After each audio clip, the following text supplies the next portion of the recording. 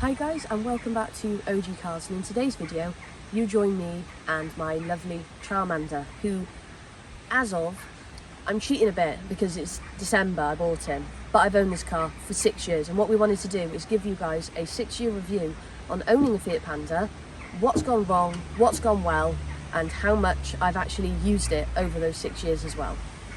Firstly, sorry if you can see my hoodie's dirty. Hudson jumped on me yesterday when we were at Festival, and he'd just been in a puddle, so he ruined my lovely white hoodie, but I thought it matches Charles, so I thought it'd be really fitting for today.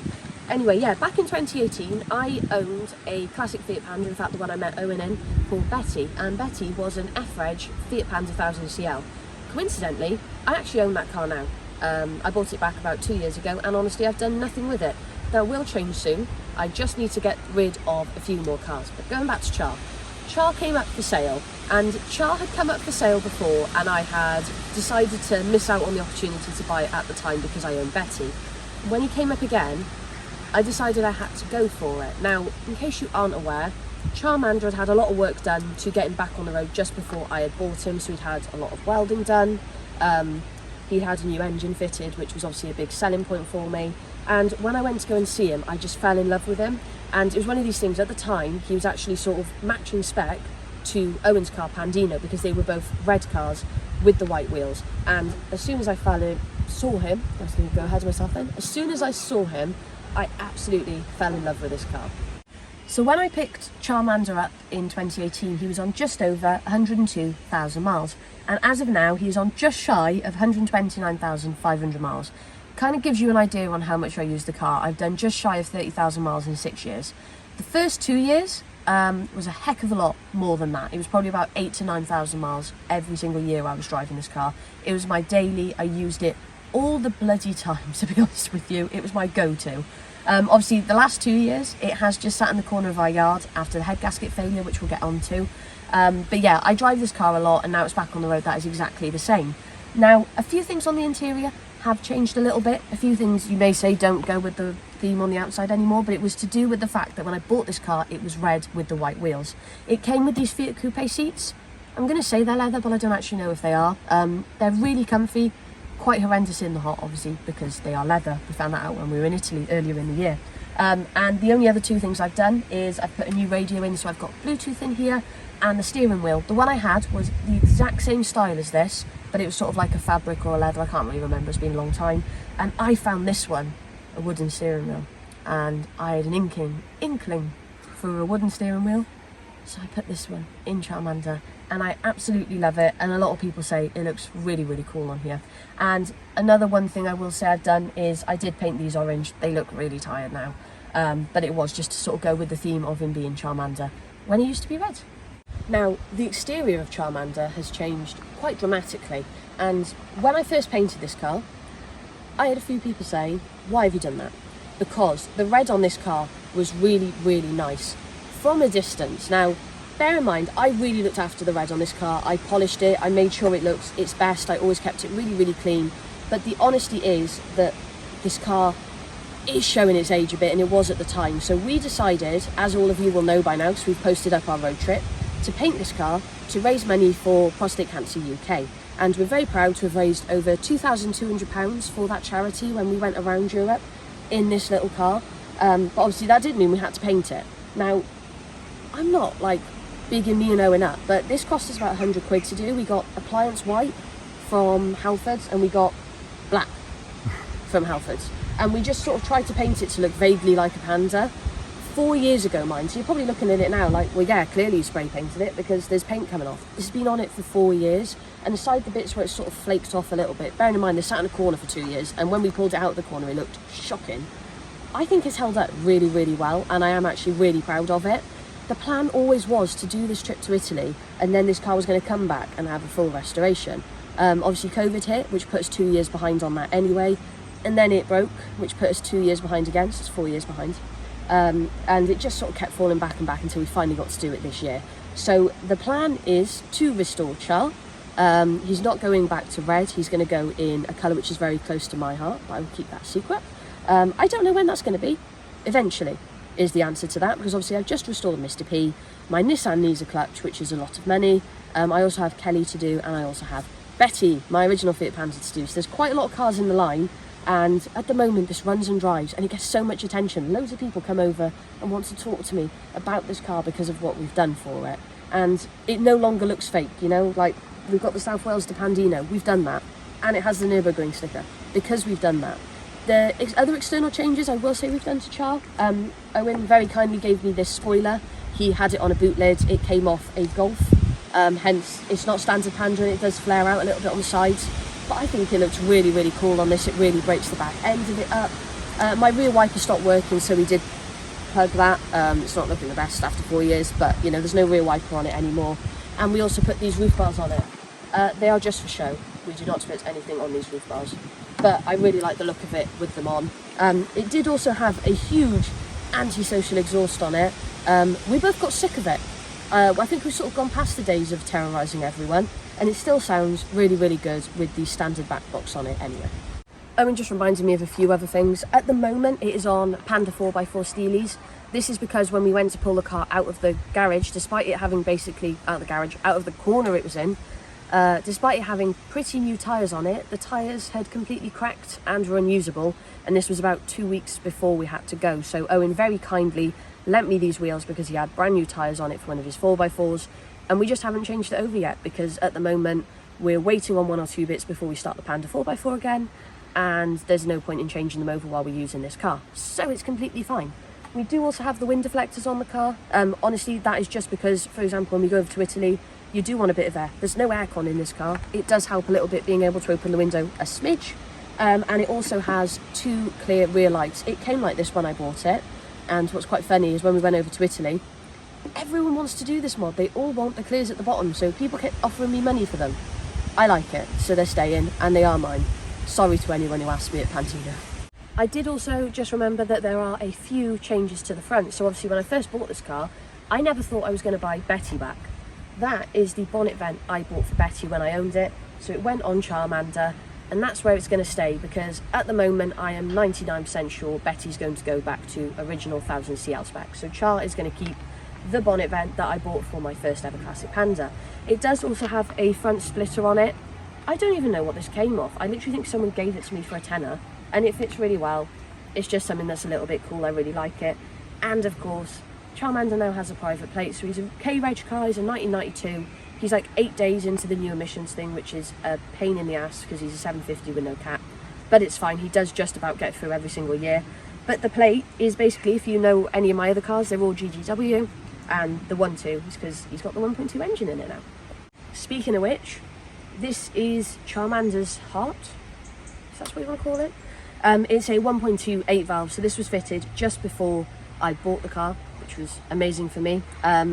Basically, the 1.2 8 valve and the 1.2 16 valve are really common swaps for the Fiat Pandas, and they do give them that little bit more power, but most importantly, a little bit more reliability, I guess, because the 750 that this would have come with originally is so slow. I've driven one 750 and it is really, really slow. And it's also a 4-speed as well. The 4-speed I think is okay in the 1 litre, which is what I've got in Betty. But when I drove Owen's 750 that it gave me with a 4-speed, I thought it was so slow. This isn't. This keeps up with modern traffic, and overall it's been a very, very reliable engine. Now, we did mention this in my Panda video on Penny, my new Fiat Panda, is that this car had quite catastrophic head gasket failure. Now, we did find out that when this engine was put in and basically rebuilt, one of the only jobs that wasn't done was the head gasket. So when we bought this car, we started to notice that it was getting a little bit hot every now and again, but it kept going and going and going until one day we were at a show, and this is hand on heart the last time we ever drove the car. We just drove it home. We opened the coolant and it was shocking. Like, the state of the coolant was absolutely shocking. For anyone who was at that show, they would have seen it and they know exactly what I meant. Awful. So we pulled him home, obviously, to our new house. We put him in the corner and we sort of left him there with great intentions of doing Pandino in 2023, but the house ended up costing us an excessive amount of money that year, so we couldn't do it. So then we did it this year. Now, thank you to Owen, because Owen did loads on this engine to get it up and running for the show. It then obviously went to South Wales Pistons for them to, you know, help us in rebuilding the engine so that it is all done really nicely. And Owen just painted it for me so it looks a little bit nicer in here as well. It is basically a Fiat Punto engine, and yeah, if you want to do one, Owen managed to do one in 2 nights in Jurassic Panda, It's that easy of a swap to do. If you're wondering how to do it, I did do a little guide on the 1.2 16 valve swap on the Fiat forum, and there is a good guide by Rally Chink on Fiat forum which tells you how to do all the other engines. This is the 85, which means it's the multi-point injection one as well, so it's even better than the SPI. There you go. I'm trying to be objective here because I absolutely love this car, but obviously it is a car from 1992. He's 32 years old now. I've done 30,000 miles in him. Of course things have gone wrong, but 95% of it has just been general wear and tear, like servicing the car, brakes on the car, tyres on the car. If I go back and think of things that have gone wrong, my alternator stopped working once it seized, so we then bought a new alternator, and when I tried to drive to Owen when I used to live in Chippenham, bear in mind it's a 60-mile drive, we realised the new alternator wasn't charging, so I barely made it to Owen's because if I stopped it would die, so I just had to keep going.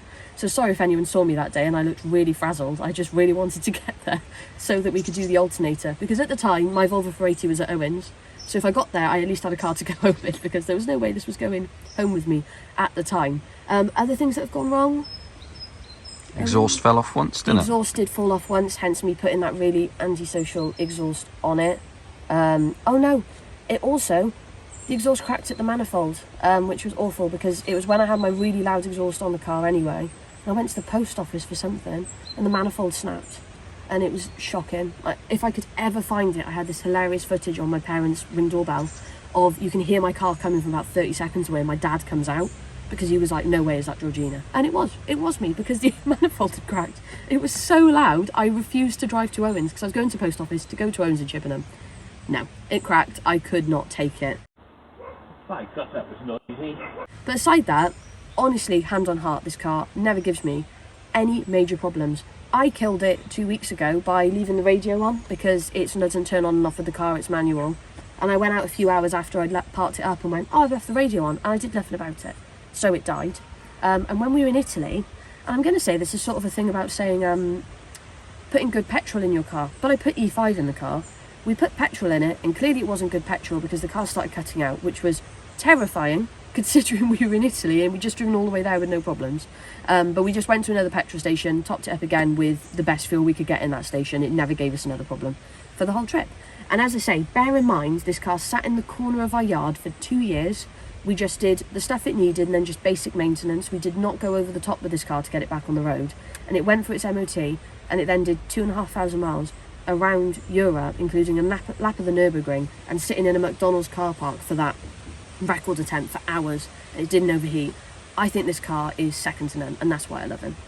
Another thing I will mention is, of course, rust. As I said, if you go back and look at Charles' MOT history, which I don't care, do it, whatever, you'll see that just before I bought it, this car was basically condemned because it was so rusty. Thankfully, all of that was basically done to get it through its MOT, and since I've owned it, Owen has had to do one patch on my rear arch, and he's had to do one patch on the sill. As you can see, cosmetically, the rust is starting to come back, which is why I really want to do a restoration on this car. But it did go through its MOT, and I do really trust the garage down the bottom from where we live, and they said there was nothing under there that concerned them for the age of the car, and there was nothing that came up on the MOT. So he is fine. He's just starting to show his age, and that's why I really wanted to get him painted like a year after it was sprayed like this. It's been on there for 4 years now, so yes, it is a bit tired, and yes, the rust is showing, but it's the character of the car, you know. He is on nearly 130,000 miles. He's that sort of car which at the time was a throwaway car, a sort of car which you probably use for a few years. Most people I know who owned one, such as my mum, one of my old friends from work owns one of these. They had them for a few years, they sold them on, you look up the plate, and they're not here anymore. He's still here, and he's still jiving. I'd say Charles a jiver, because he's a bit out there, and I think a few people go, why on earth have you done that to a Fiat Panda? Because that's what I want him to be like. I class him as a little baby, so yeah. G wanted to get me in on this video because apparently all my cars are broken and I've not done anything on the channel properly for a while. So basically I just wanted to say a couple of my thoughts on Charmander. Now, at the time when G bought this, it was definitely the right idea. She needed a working daily car that she could take to shows and enjoy, and Betty unfortunately did have her own problems as a 1000 CL. Unfortunately, just carb issues, dizzy issues, timing of the engine issues, and at the time I just didn't have that, you know, if we were living so far away, it was hard to get time to work on it. The MOT had expired on it, the doors were rusty, the tyres needed doing. Off it went to another home. Char came up at the right time, at the right price, and look, it's still here today. And I've only had to do a few things. As we say, I've done the alternator twice, even though it's obviously the one time, but the new one was broken as well. I've done 2 patches of welding, and I've done a drive shaft gaiter or 2, and that's pretty much it, other than just general servicing and doing the front brakes and the tyres when they needed doing. This car has been really reliable, really good, and the 1.28 valve is a really good engine for these cars. If you're considering doing a swap, I'd highly recommend getting a 1.1 or a 1.2. You can go for 1.4 as well, but I'll leave that to the Fiat Forum guides if you're interested in doing something like that. But it just drives so well. This one's the 5-speed as well, so it cruises so nicely, which made going to Italy a breeze. And we honestly thank all of you from the bottom of our hearts for following us on that journey and raising so much money for charity as well. Okay, so G has asked me what else she should mention about Char, and I thought of a couple of funny little stories. Were these both on the same trip as well, actually? Pretty much. Yeah, the first one, Char did have an aerial on a plastic door hinge cover, and we put tinsel on it for Christmas. We put tinsel around the roof rack as well, which is, you know, it was all in keeping. It looked nice. And while we were going down the M4, the aerial just went. So it snapped and yeah, just flew off. Don't have that anymore. The tinsel went with it. So yeah, gone. And the other funny one, which I find funny anyway, I think G was mortified at the time. And I don't think we've ever mentioned it on the channel before, but G had the boot open and I was in the back. I was her reverse parking sensors while we were this was the first time you drove it to Andy's, wasn't it? Yeah, it was. And we were just having a look around a couple of cars around this unit, one of his friend's units. And G was just reversing up, and basically I said, stop. G didn't stop, and the boot hit a metal girder, and there's just a little crease in it. And we've decided to keep the crease as a little bit of a memento. To be honest, if you get the car restored, are you going to clear that crease or not? It's one of I those don't know, things, see, because it was so... Do you know what? I was really miffed when I did it, and then an hour or two later I actually found it really funny. And it's sort of like a memento. Like, that's what we were just talking about, is we've got so many memories in this car. You know, the lap of the Nürburgring we did, you know, we got to do the Autobahn in this car. We got to go all the way to Italy in this car. We got to park it outside the original Fiat factory.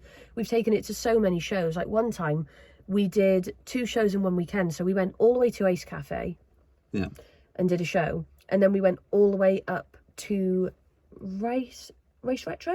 Yeah. Race Retro, yeah, Stony Park, and for some reason we decided, let's do an economy run, let's see if we can do it on one tank. So we went from Chippenham to Ace Cafe in London to Race Retro and back to Chippenham, and we were on fumes when we got back, but we were both so excited that we had actually done it. But we genuinely used to use this car everywhere. All the time. Everywhere we went. So many shows, yeah. And as I say, that first 2 years we used it, we did 8,000 to 9,000 miles a year. It went to France. When me and Andy surprised Owen, we took it over to France when we went to Disney. We've honestly taken this car absolutely everywhere, and we don't want that to stop. We just want to make sure he's preserved, because I do appreciate I've owned him for 6 years. I've done 30,000 miles on him. He's 32 years old now, on just shy of 130,000 miles. He's not low mileage. He's not used. And I just think he deserves a little bit of loving and a little bit of appreciation from both of us. So as I say, I have had this plan for a colour for a long time. Owen likes the colour. Yeah. I like the colour. Do a few little things, but honestly the majority of the cars are going to stay exactly the same. But we just want to restore him. But the truth is, for the next 12 months, if you see Char, he's probably going to look exactly the same as how you see him now. Well, if I was to go back 6 years ago, would I tell myself to buy this car? Absolutely. I do not have a single regret in buying this car. At the time, was I sad I sold Betty? Yes, I was absolutely heartbroken I sold Betty, but I got to buy her back. So I'm one up on myself anyway. But, you know, you get all these comments about Fiats, and I saw so many of you in the last video on my 169. Thank you so much for being so supportive of Pandas, because I've got such a soft spot for them. You get all these, again, fix it again tomorrow. This car's done 30,000 miles, and it's actually nothing bar general maintenance has gone wrong. And I know we said about the head gasket, but the head gasket wasn't done when the engine was rebuilt, and everything else was. And now the head gasket's done, it should be completely fine. I have put next to no money into this car. If I sat here and calculated it, I wouldn't say this car owes me 1,500 quid since the 6 years I bought it. Let's not count tax, fuel and insurance, because that's going to be horrendous. But genuinely, buying the car and everything I've put into it, and that includes a very expensive wooden steering wheel and a very expensive exhaust at the time and stuff like that, it doesn't owe me more than 1,500 quid, which I think is absolutely ridiculous. You cannot really buy classics for that sort of money anymore. Would I recommend a Fiat Panda? Absolutely. I recommend the 169. I recommend the 141. I see this car as my best friend. I've gone through some really shite times with work and stuff previously and everything else. This car has always been there for me, and he always puts a smile on my face. And you know what? When we pulled him out of the corner and we got him fixed, I remember driving to Italy and I felt that joy back from when I used to have him again. And there's not a lot of cars that can do that for people anymore. This does. And you may see it and think he looks like a bit of a turd because he's 3 different colours now because of the red. He's a bit rusty and he's looking a bit worse for wear. Well, watch this space. This car will come back better than ever. But in the meantime, you're just going to have to deal with it because this is how he's going to look until I pull my finger out and actually get him sorted. But yeah, I love him. He's my best mate and I'm so happy he is sticking around. This car is not going anywhere because it wouldn't be worth it anyway. But I love him. Absolutely adore this car. And yeah, I'm just happy to share with you guys. I've had this car for 6 years and I love him to bits. I don't really know what else to say, so I will leave it there. Thank you very much for watching, guys. Like, comment and subscribe, and we will see you all in the next one.